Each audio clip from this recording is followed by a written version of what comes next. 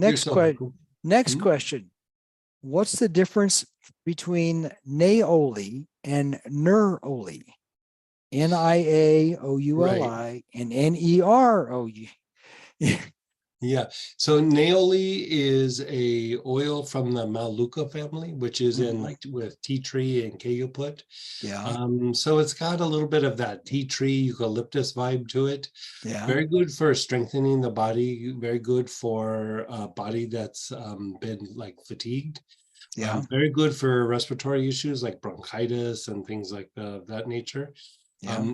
I like to use it, especially when it's in cases of bronchitis, where there's like a foul odor coming out of the mouth, which usually means like a kind of infection or something like that.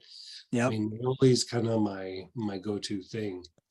hmm Can be used for sinus issues, can be used for reducing inflammation in the respiratory tract and the sinus cavity. hmm Usually with really bad mucus conditions, hmm um, uh, used sometimes also for allergies, like, to Okay. help reduce the allergic response. And so neroli is the blossoms of the orange tree.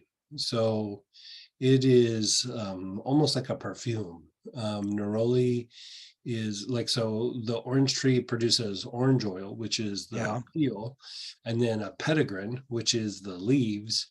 And hmm then there's a petitgrain, that is basically when the flowers are in blossom or in bloom, which we refer to that as a neroli petitgrain, because hmm it's being distilled when there's flowers on the tree, and then the flowers themselves, which hmm is neroli, or they'll call it orange blossom, something like that. But neroli Yeah. is the traditional thing, and so good for anxiety, good for relaxation, antispasmodic, good for cardiovascular issues.